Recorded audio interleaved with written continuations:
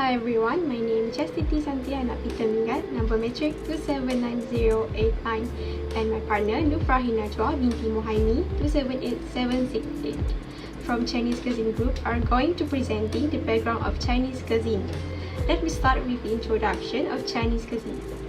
Chinese cuisine has uniqueness from other food cultures. An authentic Chinese meal consists of carbohydrate sources or starch, typically rice, noodles, steamed buns, and dishes of vegetables, fish, meat, or other items. Other features of Chinese cuisine is the harmonious blending of colors, aroma, flavors, shape, and texture. The principle of blending is to use contrasting colors and flavors. The different ingredients must not be mixed indiscriminately. The cutting of ingredients is another important element of Chinese cooking in order to achieve balanced effect. A dish may have several textures such as tenderness, crispiness, crunchiness, smoothness, and hardness. The selection of different textures in one single dish is an integral part of blending of flavors and colors. It can be achieved by using the right cooking methods. Chinese cuisine has a tremendous range of flavors and styles, spicy or mild. Ginger, chili, and garlic are called the holy trinity of Chinese cooking. Chinese cooking is done on flames, which is mostly done in a wok and pan. My name is Nufrahina binti Mohaimi. My matric number is 278768. I will continue with the history of China. The existence of China history starting from ancient China. This era starting from 2100 until 221 before century. Ancient China is the first dynasty in traditional Chinese historiography, also marked as the first dynasty to have historical records remaining. Confucianism also emerged through this era. The second era starting from 221 before century until 1912. This era known as Imperial China. Imperial China is the first to unite China as a country under an emperor, and Imperial China built at the same period as Roman Empire. Printing and compass was invented in this era. Great Wall was built and repaired through this empire, and Imperial China marked as the last dynasty of China. The next era that exists from 1912 to 1949 was Republic of China. A republic consisting mainly the Taiwan island of the southern coast. Mainland China stayed under nationalist control but claimed by People's Republic of China. The last one is modern China. Modern China era starting from 1949 and remained until now. Modern China was the world's second largest economy after United States. China has become world trendsetter in many fields. China is the country with not only the largest population, but also known for having one of the most impressive cuisines in the entire world. Starting from Han Dynasty in 206 before century, 4,000 years old archaeological found one of the oldest noodles in the upper reaches of the Chinese Yellow River. As time passing by, southern China became famous for their rice while North China focused on flour products. During 5th century after decade, tradition of drinking tea can be found from the influence of the earlier southern and northern dynasties period of time. During Yuan dynasty starting from 1271 to 1368, China accessed foreign food ingredients and methods of food preparation for the first through the contact with West country. During Ming dynasty in 1368 until 1644, China gained access to many new plants, animal and goods including food which were sweet potatoes, peanuts and maize through sea trading. Geography of China. China is a vast country located in the eastern part of the Asian continent on the western Pacific Rim. It is the world's fourth largest country, covering an area of 9.6 million square kilometers. China topography varies greatly from highly mountainous regions to desert zone and flat, fertile plains. It can be compared to a staircase descending from west to east. The Tibet Plateau forms the highest part of the country. Known as the roof of the world, the Tibet-Qinghai Plateau is more than 5,000 feet above sea level. The Himalayan mountain range has a number of peaks over 23,000 feet, with the tallest in the world, Mount Everest, at the Sino-Nepalese border. Melting snows from these peaks are the source of several of the main Chinese rivers, including the Yangtze and the Yellow River, which run from west to east. Common ingredients and flavoring in Chinese cuisine. The most common ingredients known as Holy Trinity, which includes garlic, ginger, and spring onions. Dried aromatic like shiitake mushroom and various forms of seafood, as example scallops, are valuable source of flavors when added to soup, stew, and braised. 11 traditional Chinese ingredients including cooking wine, fermented black bean sauce, oyster sauce, rice vinegar, sesame oil, rice, 5 spices powder which were star anise, cloves, cinnamon, dried peppercorn, and fennel seed. The other 3 ingredients are hoisin sauce, which is fermented soybean sauce, soy sauce, and Sichuan peppercorn. Now I will share about the cooking method that used for Chinese cuisine. Deep frying. This method is mainly used to fry the ingredients to cook. It uses more edible oil than stir frying. The ingredients should be fully submerged in oil for crisp texture food.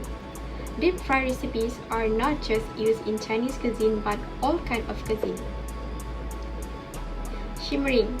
Shimmering is always used to make soups and stock. In this method, low heat is used to just keep the water boiling but not totally boiling. In this method, ingredients should be cooked for a long time in order to melt the nutrients and make a butter flavor. Braising. This word comes from French word braiser. It's a technique that uses both dry heat cooking and wet heat cooking. Steaming methods are popular nowadays as it keeps flavors and food nutrients due to use of steam temperature. The most common steamed dishes are steamed egg and steamed dumplings.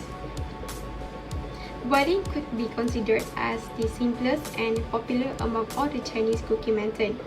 In this, prepared ingredients are placed in a wok along with water and proper seasoning to the surface. The water continuously agitated by the large bubbles. It takes shorter time than braising.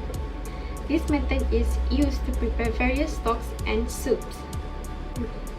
Sauteing is similar and different both to the stir frying. In this method, heat should be lower than stir frying and there is no need to toast and turn ingredients at all the time. A chef just turns over the ingredients to another side from time to time. For example, food for this method is dumplings and salted fish. The most commonly used method is stir frying. In this method of cooking, ingredients are processed at high heat for a short period of time. Oil is used very less in this type of cooking. Food is cooked at high heat and toast or turned basically in stir frying. Food should keep in motion. Different regions of the country and cuisine. The map shows China's 8 cuisines. The first one, known as Anhui cuisine, popular with the salty, light, and dietetic origin.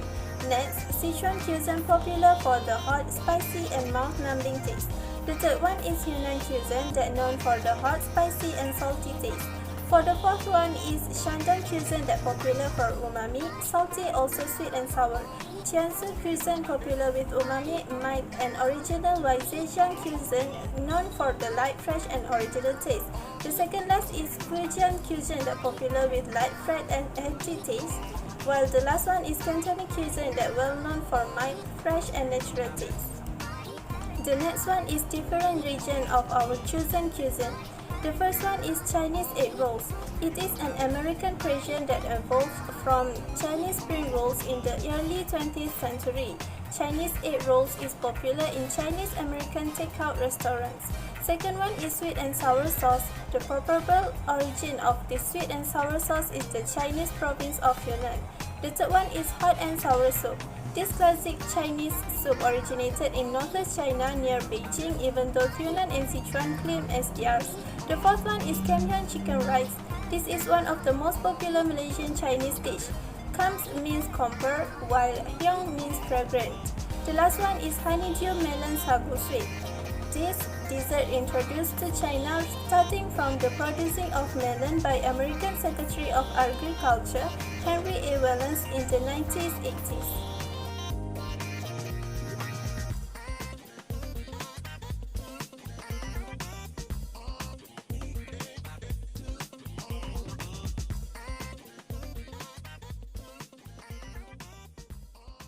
We move to general characteristics of Chinese cuisine. Dishes with diversified color can usually greatly arouse people's appetite. For many years, Chinese food preparation has paid attention to aesthetic appearance. To have a bright, pleasant, and harmonious color is one of the main principles when cooking dishes. 2 or 3 ingredients with different colors are added as decoration to complement the main ingredient. Thus, it is not only the taste of the dishes that make you amazed, but also its aesthetic value. Next is aromatic flavor. The aroma of any Chinese dish are using aromatics and spice like cinnamon, ginger, garlic, and even chilies. The spice make the dish smell good, but it can also eliminate any unwelcome smell from certain food items like fish and mustard.